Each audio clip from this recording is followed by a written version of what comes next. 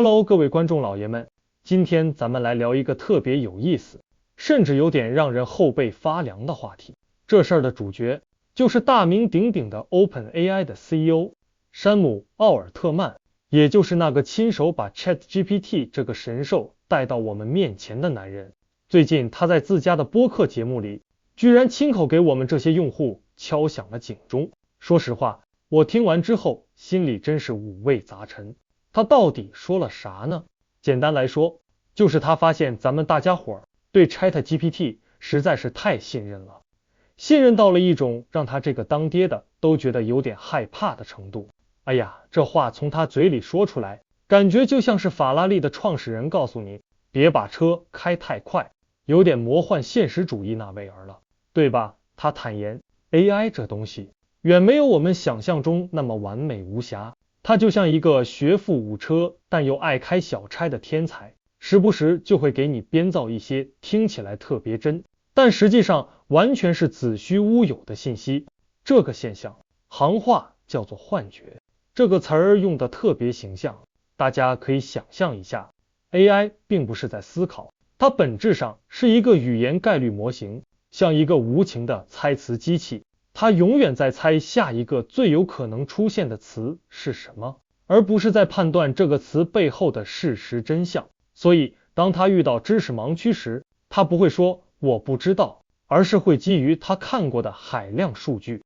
像做梦一样理直气壮地编出一个最像答案的答案。这就很可怕了。咱们要是把他的胡说八道当成金科玉律，那后果简直不堪设计哀。我仿佛已经看到了一些画面，一个程序员小哥为了赶项目进度，把 ChatGPT 生成的代码看都不看就直接复制粘贴，结果整个系统崩溃，老板的脸比锅底还黑。或者一个大学生用它来写毕业论文，引用了一堆他幻觉出来的假文献，最后在答辩会上被教授问得哑口无言。这些可不是危言耸听，而是随时可能发生在我们身边的真实风险。所以奥尔特曼才苦口婆心地劝我们，千万别把 AI 当成一个100%可信的圣人，它更像一个需要你时刻保持警惕、反复核查的工具，一把锋利无比但需要小心使用的双刃剑。而且他还提到了一个更深层次的担忧，你看 OpenAI 现在正拼命地给 ChatGPT 加各种新功能，比如那个听起来很酷的持续记忆，就是让 AI 能记住咱们之前的聊天内容，变得更懂你，更个性化。这听起来是不是很棒？就像拥有了一个贴心的私人助理。但你再往深了想一层，这记忆存在哪儿？谁能看到？我们的隐私边界是不是在不知不觉中又一次被模糊、被侵蚀了？这就像你请了个管家到家里，他能帮你打理得井井有条，但他也能把你家里的所有秘密看得一清二楚。这种便利和风险的交换，值得我们每一个人深思，更别提那个可能要上线的广告支持模式了。到时候我们的每一次提问，每一次互动，会不会都变成商家精准投放广告的数据标签？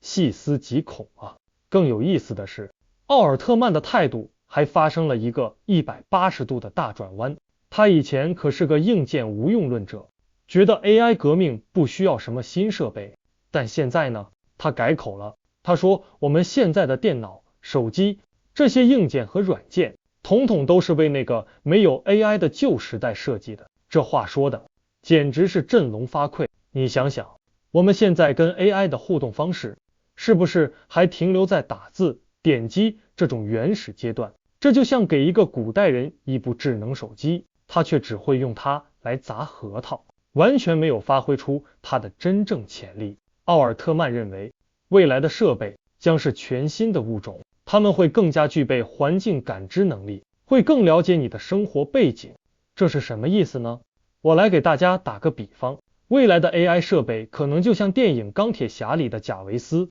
它不是一个冷冰冰的机器，而是一个能理解你所处环境、你的情绪、你的需求的伙伴。你不需要再敲键盘，可能一个眼神、一个手势，甚至一句话的语气，它就能心领神会，这听起来让人热血沸腾，但也引出了一个终极问题：当机器越来越懂我们，我们自己还是原来的我们吗？我们是在驾驭工具，还是在被工具塑造？所以你看，奥尔特曼的这番话，表面上是在泼冷水，